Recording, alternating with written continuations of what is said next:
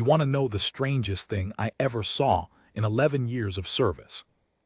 It wasn't a firefight. It wasn't a chopper going down. It wasn't even the time a stray dog walked 2 miles through a minefield and somehow lived to beg for scraps outside our mess hall. It was a woman walking up a dirt road at sunrise, dragging a man behind her, a woman we had already buried. Let me back up, because if I just tell you that part first, you won't believe me, and honestly, I don't blame you. There are nights I still don't believe it myself. My name doesn't matter much. People at the base called me Tully. I was 23 that year, a gate sentry at a forward operating base we just called Outpost Harrow. Middle of nowhere. The kind of place where the wind never stopped and the dust got into everything, your boots, your food, your teeth. You'd brush your teeth and still taste sand. Harrow sat at the bottom of a long valley. One road in, one road out. We had a wire fence, 2 watchtowers, a vehicle gate, and a smaller pedestrian gate with a steel arm that lifted up when you cleared somebody through. That gate was my whole world for most of that year. 12-hour shifts. You learn every crack in the road.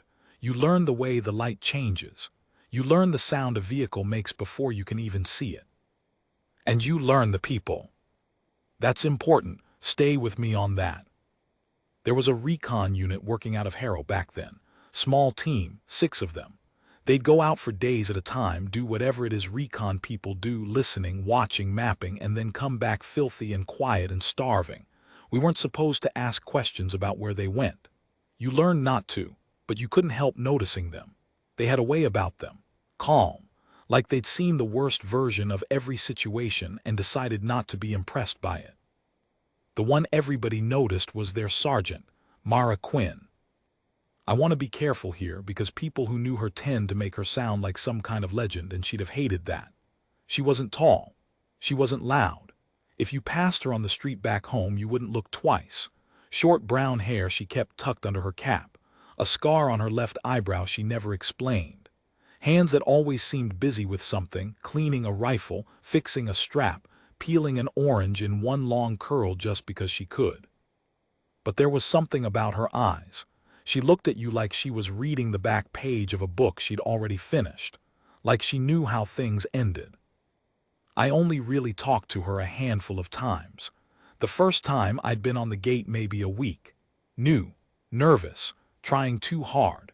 Her team rolled up in 2 trucks, mud to the windows, and I went through the whole challenge and response by the book, stiff as a fence post. The others were exhausted and annoyed and just wanted in. Quinn leaned out the window, looked at me, and she smiled, small, tired but real. "Good," she said. "You did it right. Most of them get lazy. Don't get lazy, kid." That was it, 4 sentences, but I held on to that for a long time. Don't get lazy. You'd be surprised how often a thing like that keeps you alive. Anyway, the reason you're here, the reason any of this matters. In the spring of that year, Quinn's team went out on a mission. I don't know all of it, most of it was above my clearance and stayed that way. But I knew the basics, the way everybody on a small base knows things. They were going deep, farther than usual, something about a man we'd been hunting for 2 years, a name that made the officers go quiet when it came up. People called him the broker. He moved weapons, money, men, the kind of person whose existence makes a lot of other terrible things possible. Nobody had ever gotten close to him. He moved every few days. He had people everywhere. He was a ghost. And the brass decided that if anyone could find the ghost, it was Quinn's recon team. I watched them leave at 4 in the morning. I remember it because the cold was the wet kind that gets in your bones, and I had a thermos of coffee gone lukewarm. 2 trucks again, engines low, headlights off. They ran dark until they cleared the valley. Quinn was in the lead truck. As they passed my gate, she gave me a little 2-finger tap off the brim of her cap. Didn't even look at me directly, just the tap, like "see you later." I lifted the gate arm. The trucks rolled out into the dark. The red glow of the taillights shrank, and then the valley swallowed them. That was the last time anybody at Harrow saw Mara Quinn's team go out whole. The first 3 days were normal. Recon teams went quiet on missions. That was the job. No news was good news. You didn't expect to hear anything until they were on their way back. Day 4, something changed in the command tent. You could feel it before you knew it. The way the officers walked faster. The way conversations stopped when you got near. The radio room had 2 people in it instead of 1, and then 3.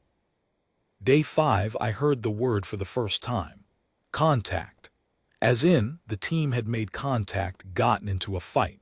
I heard it from a cook, who heard it from a medic, who heard it from someone in comms.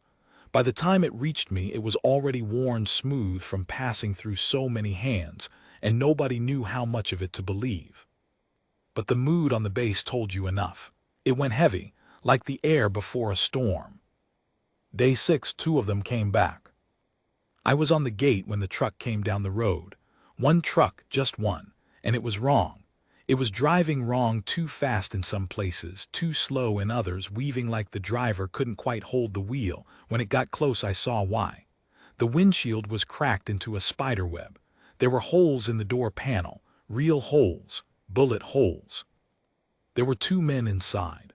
Corporal Hale was driving, and he had a field dressing tied around his head that had soaked through dark. The other one was a private named Akaffer, slumped against the passenger window with his arm in a makeshift sling and his face the color of ash. I didn't even do the challenge and response. I just threw the arm up and waved them through and ran alongside the truck shouting for a medic. Hale stopped the truck inside the wire. He didn't get out right away. He just sat there with both hands on the wheel, staring straight ahead at nothing. And I'll never forget when he finally turned his head and looked at me. His eyes were wet, but his face wasn't crying. Does that make sense? Like the tears were happening on their own and he wasn't even part of it. "Where are the others?" I asked. Stupid, I shouldn't have asked, it wasn't my place. He didn't answer me, he just shook his head, slow, side to side. And I understood. 6 went out, 2 came back. The next 2 days were a blur of meetings and radio traffic, and the kind of silence that sits on a base like a wet blanket. Slowly, piece by piece, the story came together. I got it the way I got everything, sideways, in fragments from people who weren't supposed to be telling me. Here's what they figured happened. The team had found the broker, actually found him after 2 years of everyone failing. They tracked him to a compound a long way out, way past where any of our people normally operated. They were just supposed to watch, confirm he was there, call it in. But something went wrong. Maybe they got spotted. Maybe the broker's people got lucky. Either way, a watch and report turned into a running gunfight in the dark, miles from any help, outnumbered God knows how many to 1. Hale and Akaffer got out because Quinn made them. That part came from Hale himself, weeks later, when he could finally talk about it. He said Quinn had grabbed him by the vest and screamed in his face to take Akaffer, who was already hit, and get to the truck and drive and not stop and not look back. He said he argued. He said she shoved him so hard he fell. He said the last thing she did was turn around and lay down fire to cover them alone on a rooftop while they ran. He said the last he saw of her, she was still up there, still shooting, buying them seconds with her own life. And then the building she was on, there was an explosion. He didn't know what caused it, a grenade, an RPG, something, but he saw the roof go. He saw the whole corner of that compound come apart in fire and smoke. Nobody could have walked away from that. That's what the report said, more or less. Sergeant Mara Quinn, last seen providing covering fire, presumed killed in action when the structure was destroyed. The other 3, the rest of her team, same, lost in the fight. No bodies recovered. No way to recover them. We didn't control that ground and we never would. So that was that. 4 soldiers gone, one of them Quinn. I want to tell you about the memorial, because it matters for later. They held it about 10 days after. Out by the flagpole early before the heat, somebody had set up 4 pairs of empty boots in a row, with a rifle stood up behind each one and a helmet balanced on top. You've maybe seen pictures of that. The boots, the rifle, the helmet, the dog tags hanging off the grip. It's an old tradition. It's supposed to stand in for the body when there isn't one. I stood in the back. I wasn't close to those people, not really. But I'd lifted that gate for them 100 times, and I figured the least I could do was stand there and mean it. It was so quiet. Just the wind and the rope clinking against the flagpole, and somewhere far off a generator humming. The chaplain said some words. The co said some words. Hale was there, head still bandaged, jaw clenched so tight I thought it might crack. He didn't say anything. He just stared at the boots. When they read the names, they read Quinn's last. Sergeant Mara Quinn. And a strange thing happened to me. I'd barely known her. 4 sentences, a 2-finger tap, a smile. That was the whole of my relationship with the woman. But when they read her name, my throat closed up so hard I had to look at the dirt and breathe through my nose to keep it together. I still don't fully understand it. Maybe it was that she'd told me not to get lazy, and now I never could without thinking of her. Maybe it was just that some people leave a mark on you out of all proportion to the time you spend with them. After they collected up the dog tags, folded a flag, the works. And life went on. It does. That's the part nobody tells you. The world doesn't stop for the dead. The next day I was back on the gate, lifting the arm for supply trucks, and the sun came up like it always did, and Quinn's boots were gone from the flagpole, and you'd never know they'd been there at all. She was dead. Everybody knew she was dead. The army said she was dead. There was paperwork. There was a folded flag headed home to someone. She was dead.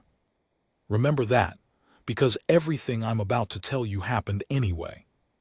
The first weird thing happened about 3 weeks after the memorial.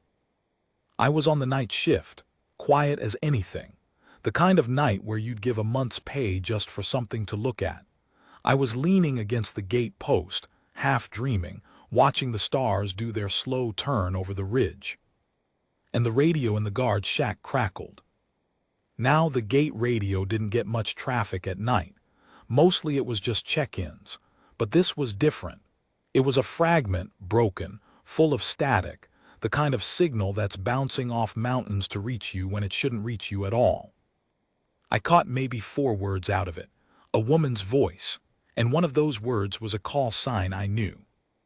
Hero copy. I sat up so fast I knocked my thermos off the shelf. I grabbed the handset. Station calling Hero, say again, over. Nothing, just hiss. Station calling Hero, this is the South Gate, say again your last, over. Nothing. I stood there with the handset against my ear for 10 full minutes. Nothing came back, just the empty crackle of a dead channel. I told myself it was nothing. Atmospheric weirdness. Old signals do strange things out there, they bounce, they echo. Sometimes you'll pick up chatter from 100 miles off because the conditions are just right. I'd heard ghost transmissions before. Everybody had. You learn to shrug them off. But that voice, I couldn't shake it, because here's the thing I didn't want to admit to myself standing there in the dark. It had sounded like her. I know how that sounds. I know. A grieving bass, a guy who'd let one woman's death get under his skin more than it should have, a fragment of static at 2 in the morning. Of course I heard what I wanted to hear. That's what I told myself. That's the reasonable explanation, and the reasonable explanation is almost always right. I didn't report it.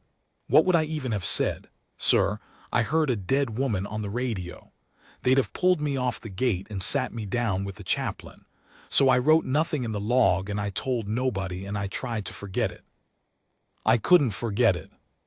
The second weird thing came from comms, about a week after that. There was a kid in the radio room, a specialist named Pratt, who I sometimes traded snacks with. Pratt had a mouth on him, couldn't keep a secret if his life depended on it, which is exactly the kind of person you want to know on a small base. One afternoon he comes up to me at the chow line, real low, real serious, which wasn't like him at all. You hear about the intercepts, he says. What intercepts? He looks around, leans in. We've been pulling chatter off the network out near where Quinn's team went down. The broker's people, they're spooked about something. Spooked how? Like somebody's hunting them, inside their own area, somebody who knows the ground. He shook his head. Translator says they keep using a word for it, like a phantom, a ghost. They think there's a ghost picking them off. I felt the back of my neck go cold. It's probably just paranoia. Those guys turn on each other all the time. Yeah, Pratt said. Yeah, probably. But he didn't look like he believed it. Thing is, Tully, the pattern, whoever it is, they're not killing randomly. They're going up the chain, lieutenants, money guys, like somebody's working their way toward the top, one rung at a time. Toward the broker. I didn't say anything. I just stood there holding my tray. Anyway, Pratt said, suddenly embarrassed like he'd said too much. Forget I said anything, probably nothing. And he went off to find a seat. Probably nothing. That phrase again. I started watching the road after that. I don't mean my normal watching. I mean I started looking. Every shift, every truck, every dust cloud on the horizon, some part of me was checking. Was it her? Was it her? It was never her. It was supply runs and patrols and the mail and once a goat that had gotten loose from a village down the valley. But I couldn't stop. I told myself I was being morbid. Grief does strange things, and I'd somehow caught a case of it for a woman I barely knew. And now my brain was inventing reasons to believe she might still be out there because the alternative, that she was just gone, just erased, on a rooftop in a country she'd never see the inside of a grave in, was too plain and too cruel to sit with. That's what grief is, I think. Your mind looking for a back door out of a locked room. I went to see Hale once, around then. He was on light duty, healing up, mostly keeping to himself. I found him sitting outside the barracks cleaning a weapon that was already clean, just running the cloth over it, over and over. I didn't really have a reason to be there. I made one up, asked how he was healing. He grunted. We sat in silence for a while.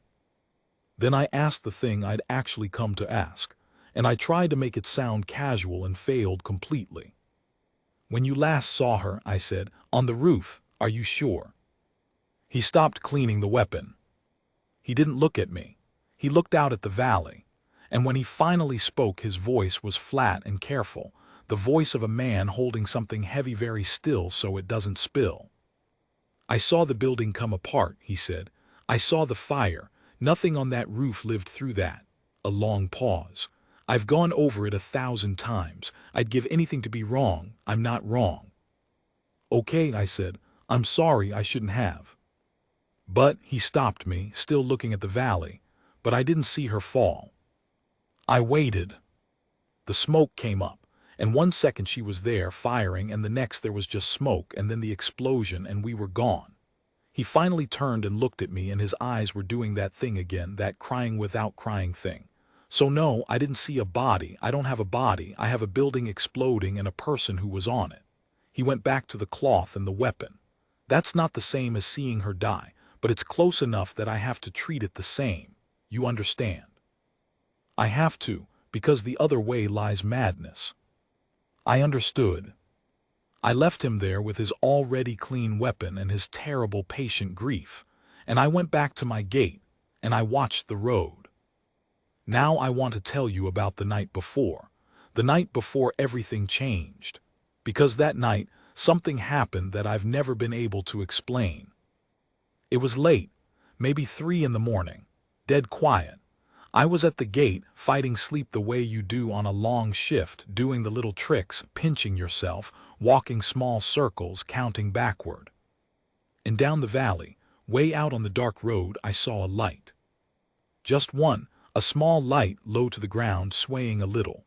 The kind of light a person makes carrying a flashlight or a lantern, walking, not a vehicle. A vehicle's lights are steady and paired, and they grow as they come. This was one small light, bobbing slow. It appeared, it moved a little closer, and then it went out. I stared at the spot where it had been for I don't know how long. 5 minutes, 10. It didn't come back. No light, no engine, no nothing. just the dark road and the wind. I logged it. 312 single light observed at distance on access road, extinguished after approx. 2 min, no further contact. Standard, by the book, don't get lazy. I told the tower. The tower had seen nothing, said I'd probably caught a reflection, or a villager with a lamp turning back. They weren't worried. There'd been no threat reports. The broker's network was, by all accounts, in chaos, too busy hunting its own ghost to bother us. So I let it go. But I didn't sleep when my shift ended. I lay in my bunk as the sky went gray, and I thought about that little light, swaying, slow, coming closer, and going out. Like someone walking a very long way, stopping to rest. I told myself it was nothing. You know that phrase by now. I almost wasn't on the gate that morning. I'd swapped a shift. I was supposed to be off. But a guy named Ray's had a tooth gone bad and needed to see the medic, so I took his morning post as a favor, figuring I'd sleep after. Funny how it goes. If Ray's tooth holds out one more day, I never see any of it. I'm asleep in my bunk and I hear about it secondhand like everyone else and spend the rest of my life not quite believing it. But Ray's tooth went bad, so I was there. It was just past sunrise. That blue-gold hour where the heat hasn't arrived yet and the whole valley looks soft and unreal. The long shadows of the ridge stretched across the road, the dust hanging gold in the light. Birds, even. There were birds out there in the morning, little dun-colored things that lived in the scrub. They were making their racket. I had my coffee. I was leaning on the post. It was a beautiful morning, honestly, the kind that almost makes you forget where you are and why. And then one of the birds went quiet. Then another. And I felt it before I saw it, that animal thing, the prickle on the back of the neck, the body knowing before the mind does. I looked down the road. There was a figure on it. Far off, a long way, just a smudge in the gold haze, a dark vertical mark on the long pale ribbon of the road. Not a vehicle, a person, on foot, coming toward the gate. I put the coffee down. I picked up the binoculars off the shelf in the shack and I brought them up and the road jumped close. And my whole body went cold. It was a person, yes, but not one person, two. One walking, one being, pulled, dragged. The one walking had the other one by something, a rope, a strap, I couldn't tell at that range, and the second figure was stumbling along behind, head down, hands in front of them. Bound. The second figure had their hands bound. I keyed the radio to the tower. My voice came out wrong, too high. Tower gate. I've got 2-foot mobiles on the access road inbound. One appears to be a prisoner. Repeat, one appears restrained. You seeing this? Stand by gate. Tower, they're closing. Maybe 400 meters. I need eyes up here. We see them. Hold position. Do not open the gate. Sounding the alert. The base woke up behind me. You could hear it, boots, voices, the rising commotion of a place going from sleep to ready in seconds. But I wasn't really listening to that. I had the binoculars up and I couldn't put them down. Because the figure in front was walking wrong. I mean, it was walking like someone hurt. A limp bad, favoring one leg, slow. But there was something underneath the limp that I recognized and couldn't place. A way of moving. Economical, nothing wasted. Even hurt, even half dead on her feet, every step going exactly where it was meant to go. Don't get lazy. The thought came out of nowhere, and the binoculars shook in my hands so hard I lost the image and had to find it again. 300 meters, I could see more now. The walking figure was small, wearing rags basically, what had been a uniform once maybe, but bleached and torn and filthy, hanging off a frame that was too thin. A rag wrapped around the head against the sun. One arm held tight against the body like it was hurt, the other hand gripping the rope that led back to the prisoner. The prisoner was a big man, bigger than her by half, hands bound in front, stumbling. And this is the part that made the hair stand up on my arms. He was the one who looked terrified. This huge man, and he kept glancing back over his shoulder at the gate like we were the danger, like he wanted to be anywhere but coming toward us, and the small, ragged figure in front would give the rope a small jerk and he'd flinch and keep walking. 200 meters. The co was beside me now. I don't even know when he got there. Major Bell. Sidearm out but down. Half the base behind him in a loose, tense crescent, weapons up but not aimed, everyone trying to understand what they were looking at. "What is this?" Bell said, not really to me, to the morning. "I don't know, sir." "That prisoner. Get me a look at that prisoner." I handed him the binoculars. He looked. He went very still, and I heard him breathe a word I won't repeat, the kind of word a man says when he's looking at something he's wanted for 2 years and never thought he'd see. "The broker." She was dragging the broker up the road to our gate. 100 meters. I could see her face now, what was left of it, sunburned raw, cracked lips, a new scar, ugly and barely healed, running down one cheek, cheekbones standing out sharp. She'd lost so much weight that for one horrible second I thought, that's not her, that can't be her, she's gone, this is somebody else. And then she lifted her head, and she looked straight at the gate, straight at the crescent of soldiers and weapons, straight, I swear, at me. And the corner of her mouth moved, not a smile exactly. There wasn't enough left of her for a smile, but a movement, a flicker, recognition. "Mara Quinn." 50 meters out, she stopped. She let go of the rope. The prisoner, the broker, dropped to his knees in the dirt like his strings had been cut, and stayed there, head down, shaking. She raised her hands, slow, empty palms out, the universal sign, "I'm not a threat. Don't shoot." She knew. She knew exactly what she looked like and exactly how a base full of nervous kids with rifles might read a figure appearing out of enemy territory at dawn. So she stopped at 50 meters and showed us her empty hands, and she stood there, swaying, waiting. Nobody moved. I think the whole base had stopped breathing. And then she spoke. Her voice was wrecked, cracked, raw, barely there, the voice of someone who hadn't had water in too long and hadn't spoken in longer, but it carried in that still morning air. It reached us. She said her name, her full name, her rank, her service number. Slow and careful, each piece separate, the way you do when you need to be believed and you've only got one chance to be.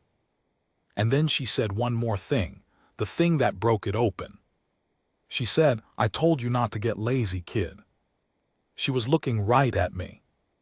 I don't remember deciding to move. I just remember the gate arm coming up under my hand and my boots hitting the dirt road and running, the whole base surging behind me, and Major Bell shouting something about securing the prisoner first, by the book, and nobody listening, because Mara Quinn was on her feet 50 meters away after 4 months in the ground, and the only thing in the entire world that mattered was getting to her before she fell. She made it to her knees before we reached her. Not because anyone made her. Her body just ran out. She'd held it up exactly as long as she needed to, long enough to walk up that road, long enough to stop at a safe distance, long enough to raise her empty hands and say her name and be recognized. And then, the second she knew she'd made it, the second she knew she was home and seen and safe, the strings let go. The same way they'd let go for the broker, but slower. She sank down into the dust on the road, and she stayed up on her knees through pure will and nothing else. I got there first. I'll never be sorry I took Ray's shift. Up close she was even worse. She smelled of dust and dried blood and a long time without washing. Her hands, when I caught them, were a wreck of cuts and rope burn and dirt ground so deep it had become part of her. Her eyes were too bright in a face that was all bone. But they were her eyes, the book she'd already finished, and they found mine. "Hey kid," she said. I couldn't talk. I genuinely could not make a sound. I just held her up by the arms while the medics came pouring around us shouting for a stretcher and a line and water. Get her water.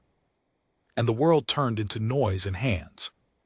She let them, but she grabbed my sleeve first, gripped it hard with what was left of her strength, and pulled me down so she could say it in my ear, low, just for me, with the last of her voice before the medics took over completely. "Don't let them lose him," she said. 4 of them, 4 of mine, that's what he cost. Don't you let them lose him.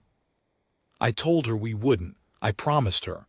I'd have promised her anything in that moment. Then the medics had her and they were laying her down and running a line into her arm, and she was looking up at the sky, the gold morning sky, the first sky over friendly ground she'd seen in 4 months, and her cracked face did the thing it couldn't quite do before. It smiled. They took her to the aid station.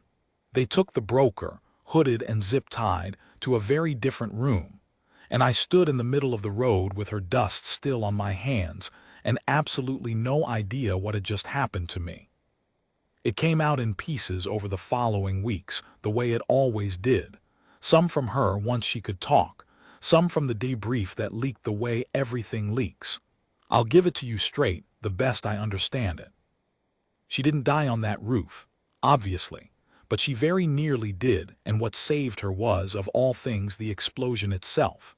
The blast that Hale saw, the one that convinced him and convinced everyone that nothing could have lived it through her clear.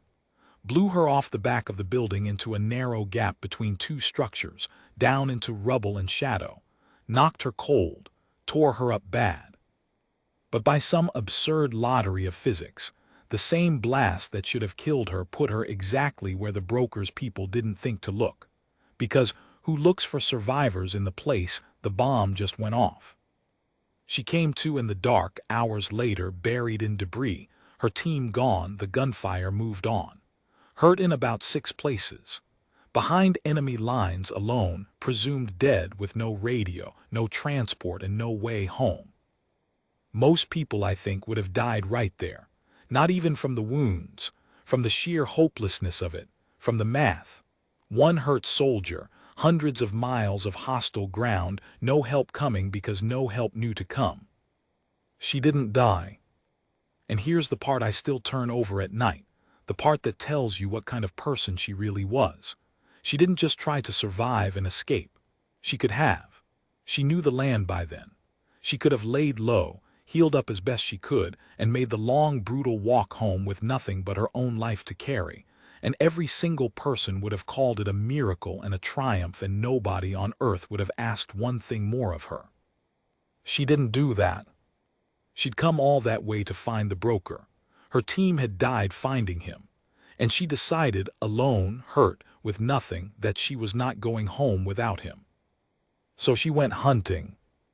That's what Pratt's intercepts were. The ghost, the phantom working its way up the chain. That was her. One starving, wounded woman picking off the broker's network from the shadows, rung by rung, using everything that team of hers had ever taught her about moving unseen, working her way toward the top of the ladder over weeks and weeks while we held a memorial for her and folded a flag and sent her boots home. The little light I saw swaying on the road at 3 in the morning and then going out. That might have been her, resting on the last leg. I'll never know for sure. I like to think it was. And the radio fragment that night 3 weeks after the memorial, Hero. Copy, that one she confirmed. She'd gotten her hands on a dying enemy field radio, didn't have the right frequencies, just started broadcasting blind toward where she thought home was, on the slim chance the mountains would bounce it the right way and someone would hear. She figured no one did. The set died before she got an answer. Someone did. I did. I just didn't know what I was hearing, and I didn't believe it, and I logged it as static and atmospheric weirdness and told myself it was nothing. I don't beat myself up over that. There was nothing I could have done with 4 broken words, but I think about it. The idea that I heard her, actually heard her, reaching out across all that dark and distance, and let it go. She got the broker in the end. The man no army, no agency, no 2-year manhunt had ever managed to touch. She got him alone with her bare hands and whatever she'd scrounged, and she tied his wrists and she put a rope on him and she marched him across hundreds of miles of his own territory to our gate, past his own people, past everyone who'd have killed them both on sight. And she was the one who looked dangerous doing it. He was the one glancing back, terrified, flinching at the rope. Because by the end, I think, he understood what she was. He'd watched her come for him through the dark, unkillable, patient, working up the ladder 1 rung at a time. He'd watched her do the impossible. And a man like that, who'd spent his whole life being the most frightening thing in any room, I think being dragged home by the ghost who survived his bomb was the worst thing that ever happened to him. Worse than any cell we put him in after. She kept her promise to her team. She didn't go home without him. And we kept ours to her. We didn't lose him. I should tell you how it ended, but the honest truth is that things like this don't end so much as they just settle, slowly, into the people who were there. Quinn was a long time healing. Longer than the obvious wounds, I mean. They patched up the body in a couple of months. The body, it turned out, was tougher than any of us had a right to expect. The rest of it took years, and I don't know that it ever fully closed, because how could it? She walked out of that valley the only living member of a 6-person team. 2 of them had made it to the truck, yes, Hale and Akaffer, and lived, but the 3 who died beside her in that fight, and the way she'd lived only because the bomb threw her clear while it didn't throw them, that's not a thing a person sets down. You carry that the rest of your life. You just learn to carry it without falling over.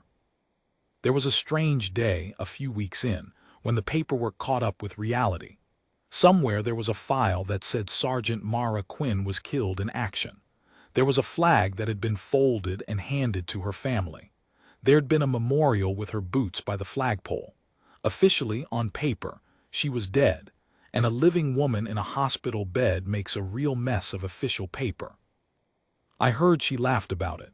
The flag thing. I heard she said her mother could keep the flag, said every soldier should get to find out exactly who'd have shown up to fold it, and now she knew, and that wasn't nothing. That sounds like her. I believe that one. Hale came to see her, of course.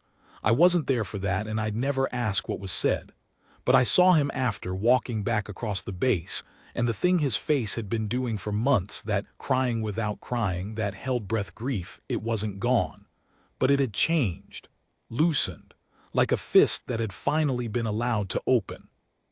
He'd spent 4 months certain he'd left her on that roof, certain he'd watched her die, doing the brutal math over and over and landing every time on I had to. She made me. There was nothing else. And now here she was, telling him to his face that he'd done exactly right, that she'd shoved him toward that truck precisely so this could happen, that 2 living men were worth more than 1 dead sergeant, and don't you ever let yourself think otherwise.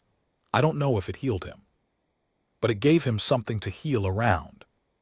The broker went off in a helicopter one morning, hooded, surrounded by people far above my clearance, and I never heard another official word about him. He went into the kind of dark that men like him disappear into. Whatever he knew, whatever doors he opened by talking or stayed shut by not, that all happened in rooms I'll never see. But he was off the board. The ghost had brought him in. Whatever he'd been building out there in that valley, it was over. And Quinn got a lot of medals, the big ones. There was a ceremony eventually back home, the kind with a flag behind it and important people in the front row and cameras. She stood very straight through all of it, thinner than she should have been, that scar pale down her cheek now, and she accepted it the way she'd accepted everything, quietly, like it was a job to be done correctly. Don't get lazy. I saw a clip of it later. When they read the citation, the long official version of what she'd done, she didn't look proud. She looked somewhere else. I knew where. She was looking at 3 empty pairs of boots that never got carried home. I left the service a few years after all that. The gate, the valley. The wind, the sand in my teeth, I left all of it, and I built a regular life. The kind with a mortgage and a lawn and kids who don't believe a word of this story when I tell it, which is fine, because I barely believe it either. But I think about that morning more than anything else from those years. More than the firefights. More than the close calls. That gold sunrise, the birds going quiet one by one, the smudge on the long pale road that turned into a person, that turned into 2 people, that turned into the impossible. People ask me when I tell it what the lesson is. Like there has to be one. Like a thing that really happened owes you a tidy little moral on the way out the door. I don't know if there's a lesson, but I know what I took from it. We had buried her. We had her name read out last. We had folded a flag and sent it home and moved on, because moving on is what the living do and there's no shame in it. Everyone who knew the facts agreed on the facts. She was dead. The army said so. There was paperwork. And she came home anyway. Hurt, starving, half a person dragging the man who'd cost her everything but home, on her own 2 feet, through the gate. So now, when somebody tells me a thing is finished, that it's over, that it's hopeless, that the math is the math and there's nothing left to do but accept it, some part of me always thinks of a small figure with a bad limp coming up a gold road at dawn, raising her empty hands, and saying her own name out loud so the people who'd given up on her would have to believe their own eyes. I logged that morning by the book. Don't get lazy. It's right there in the record, the official one, in my own handwriting, the time and the contact and all of it. But the record doesn't have the part that matters. The record can't hold what it felt like. So this is me, finally, writing down the part that matters. She didn't survive that mission. We were all sure of it. And then she stepped through the gate with a prisoner, and showed us that being sure of something isn't the same as it being true.